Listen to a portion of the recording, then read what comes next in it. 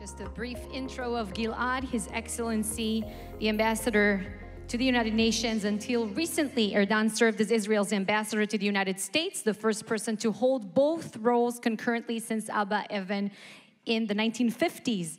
During Ambassador Erdan's tenure at the United Nations, he initiated and passed a critical resolution in the UN General Assembly combating Holocaust denial, making it only the second time in the history of that Israel led a resolution. It was actually passed at the United Nations. As a steadfast defender of Israel in a place where anti-Israelites are institutionalized, Ambassador Erdan constantly fights for Israel on the world stage and makes the truth heard loud and clear. Let's break it down now, because you work in one of the more hostile environment to the state of Israel out there, and you're doing a daily work combating the lies that are being told.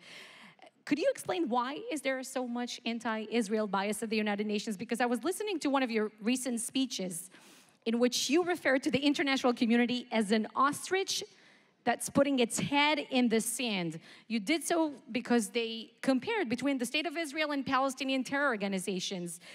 Do countries really behave like that in one-on-one conversations in the UN corridors, or is it just a media stunt that they're doing? So first, thank you for this important question. But before I begin, I want to thank you for the warm introduction, and also to thank the Besheva group for organizing this wonderful, wonderful and important event. I can't really see who's here, but I thank you all, because I know anyone sitting in this room is a supporter of the pioneers in Eretz Israel. So thank you very much for everything you're doing. Coming back to your question, and I'll try to be brief. We all remember the famous expression that the first Prime Minister of Israel, Ben-Gurion, used to say about the UN, Shmum. It's like Joe Schmo, because he believed that it's not really important what the UN says. The most important part is what the Jewish people are doing. And he was correct at the time. Today, when we have social media and our enemies are trying to criminalize the Israeli-Palestinian conflict, we have to fight the anti-Israeli resolution, because they might be used in courts all around the world, even the ICC, against our soldiers. They might be used to inflame, radicalize anti-Semitic attacks, as we've seen during Operation Guardian of the Walls, or it might be used to put pressure, these resolutions, on companies like Ben & Jerry's to boycott Israel. So what do? I try to use two main tactics to break this anti-Israeli majority at the UN. Today, it's important to understand the UN is comprised not only with 57 member states, as it used to be when they decided to establish the Jewish state in 1947. Today, there are 193 member states. You can't have a thorough discussion with 193. So they are divided to either regional or religious groups that decide together. That's how, coming back to your question, you can find countries that have great bilateral relations with Israel on the one hand. On the other hand, they have to comply with their Muslim group that instructs them to vote against the state of Israel. So my role is to convince countries to break away from their groups.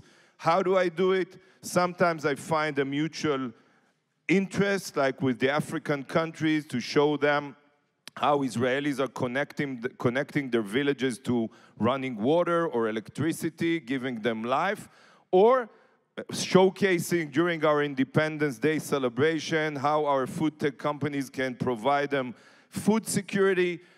This is one tactic. The other tactic, and to end my short answer, the other tactic is that I believe that we should always be on the offensive, always to expose the hypocrisy and lies of our enemies.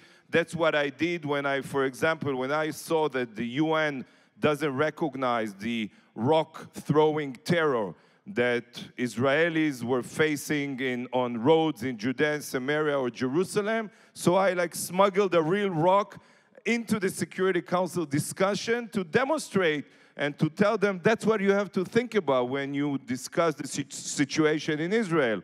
Or when I tore up the annual Human Rights Council report on Guardian of the Wall. So we already see some successes, like we convinced Hungary, the Czech Republic, Guatemala, Brazil, Pacific Island countries to break away and to vote with us. Today at the Israel parade, you could see other countries joining us. So I'm quite optimistic that in the future, it's not going to happen overnight, we'll be able to diminish this automatic majority against Israel.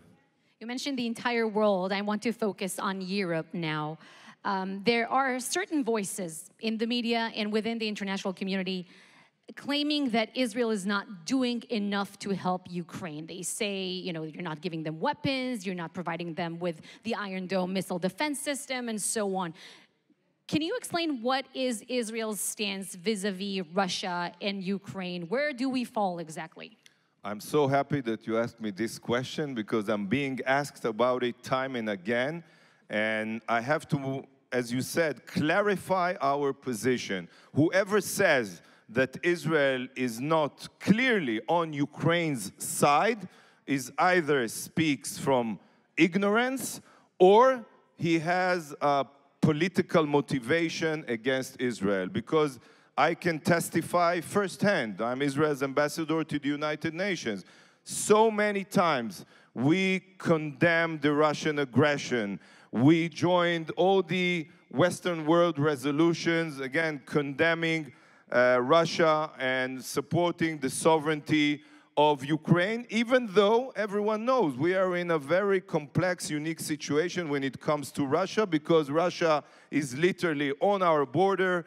Russia has the most significant military forces within Syria, and we built this mechanism to cooperate our military, coordinate basically military strikes in Syria. And there's a danger to this kind of mechanism when we oppose Russia on the international stage.